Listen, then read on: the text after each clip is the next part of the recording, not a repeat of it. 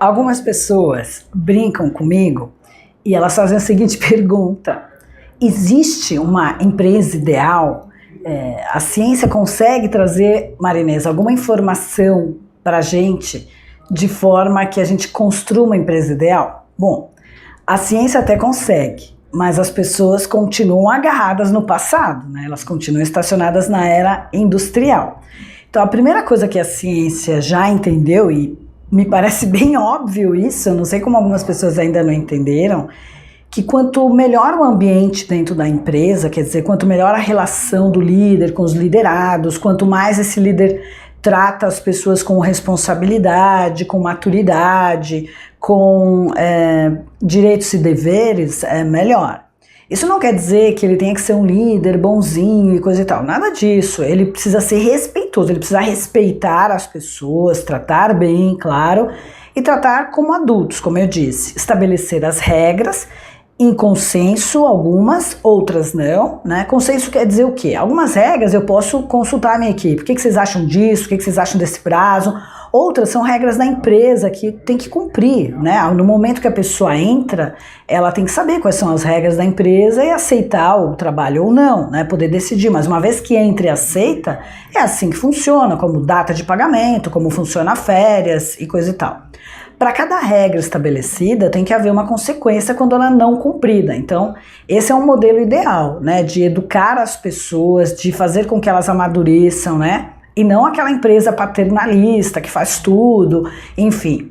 Quando você quer que a sua equipe cresça, tenha maior comprometimento, você também tem que dar autonomia. As pessoas têm que ter uma certa autonomia. Como eu disse, né? Respeitar as regras, você pode ir até aqui, eu vou até aqui, até essa parte. Depois você tem que me consultar.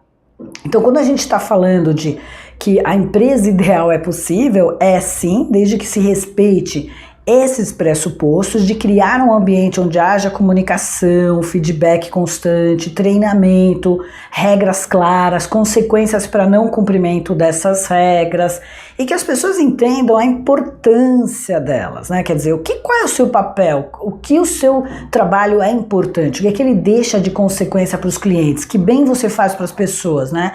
Esse sentimento de importância, ele é muito bom para que você consiga realmente trabalhar com foco, com atenção. A partir do momento que eu tenho medo, que o meu líder me desrespeita, eu tiro completamente o foco do cliente e coloco o foco na minha sobrevivência ali, né, na empresa. Ou uma empresa que tem muita fofoca, muita gente traíra, eu fico com o foco com medo de perder o emprego. Isso me parece natural e por isso que a Gallup sabe que 85% das pessoas são infelizes no ambiente de trabalho. E o ponto número 1 é a relação com o líder. Isso quer dizer que o líder é culpado de tudo? Claro que não, mas ele é o que dá o tom, então a gente tem que trabalhar bastante a liderança. Praticamente eu atendo bastante líderes ou donos de negócio justamente para eles conseguirem entender essas ferramentas da neurociência, para eles aprenderem o comportamento ideal, porque às vezes a intenção deles é maravilhosa, mas eles não conseguem expressar. Bom, além desses aspectos da neurociência, a gente também tem alguns aspectos biológicos, por exemplo, o biorritmo, né? Tem gente que produz muito de manhã, outros de tarde, outros à noite, de madrugada, enfim. Se as empresas fossem mais flexíveis em termos de horário, isso seria melhor. Tem gente que consegue trabalhar muito bem em casa, outros não. Então, esses aspectos de evitar o estresse de deslocamento da casa para o trabalho, eu ter liberdade, ainda mais com a tecnologia hoje, né, que você consegue acompanhar o trabalho das pessoas, mas não microgerenciar, né? Porque isso é tirar a autonomia. Se você tira a autonomia, a pessoa se comporta como um adolescente, né? Quer dizer, rebelde, revoltado, enfim. Então, se a gente pudesse respeitar esses ritmos biológicos também, seria interessante, né? Até uma coisa que o Ricardo Sandler fez é um dia de folga na semana para quem está com trabalho em dia.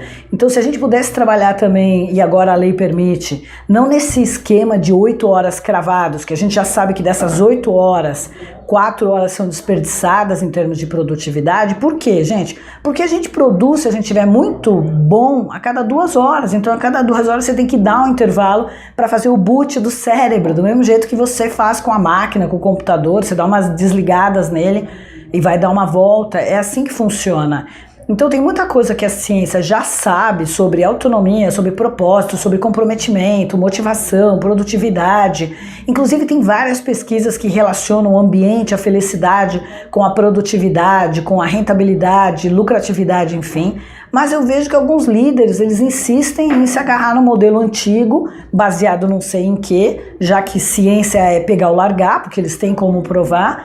E essa seria a empresa do futuro, né? Onde as pessoas pudessem ser tratadas como adultos, no sentido não só dos direitos, mas dos deveres, e que elas pudessem ter mais flexibilidade, né, para realizar a sua vida pessoal e profissional. Esse seria o mundo ideal, o mundo perfeito.